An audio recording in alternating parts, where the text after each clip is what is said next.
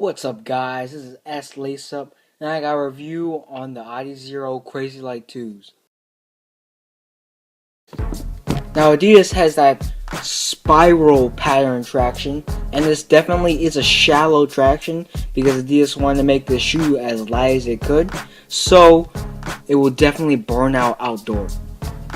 Now, the midsole has a full-length EVA midsole, which is basically Adidas' version of the Nike Lunarlon cushioning system. And I really think it's like exactly the same because it is a compression cushioning system. Now with the Crazy Light 2s, Adidas gives you two different types of insoles. A little thicker insole with a yellowish bottom, and a thinner insole with a wider bottom. Now I personally prefer the thicker one because what I say is more cushion equals more comfort. But with the thinner one, when you step in, it's so thin that you can actually feel the sprint frame in the bottom of the shoe, and that was really uncomfortable. The Crazy Light 2's upper has a welded sprint web, which really compares to the Nike Hyperfuse, but I honestly do think that this fuse is better because it just really gives you great ventilation as well as lightweight support. But one flaw of this shoe is that it looks like kind of a mesh under the sprint web, but there are no ventilation holes here. Only on the medial side are there ventilation holes.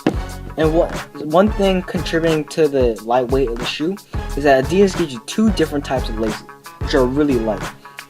Now the ones I have on right now are the lightweight, kind of thin, less dense kind of laces. And they also give you a more dense, rounded, kind of everyday kind of laces. But I do prefer the thin laces because it's light and they don't make a difference in tightening the shoe, in my opinion. Now my overall thoughts of this shoe is that I love it. I love this shoe. As a fashion statement, these are great, especially this colorway. I mean, it's just a original black and white, but it just feels like this upper of the shoe is gloss, and I think it's great. So if you see these in the store, definitely pick these up. But one thing I didn't like, as in like the fashion side, is that the paint kind of fades away after a short amount of time. I mean, I can understand if it's a long period of time, but I wore these for like 2 days, and if you can see that paint's coming off right here. Also the Adizero sign right here. And that's just one thing I don't like, but if you don't mind that, definitely pick these up because these are a great performance shoe.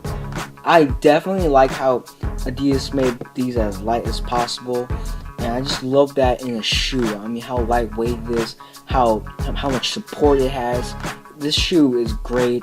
It's so light, as well as comfortable, as well as just amazing support in the shoe because of this sprint frame. Well, anyways, I give this shoe an A-.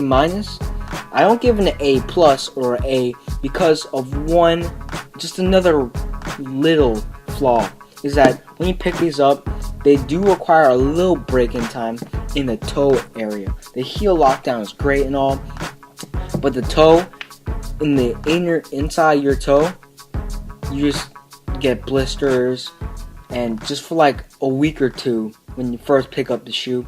But that's basically it. And one thing I do on my channel, if you don't know, is I give it a new retail price. And the original retail price, in my opinion, was a little high. So my suggested retail price is $120 instead of $140. And what I first thought of when I saw the number 140 is the Kobe 8s. The Kobe 8s are 140 as well, and if these are the same price as the Kobe 8s, either the Kobe 8s should be higher as in price, or these should be lower, and I think these should be lower because the Kobe 8s are just amazing performance basketball shoes. So yeah, it's SLaceUp, and I'm out.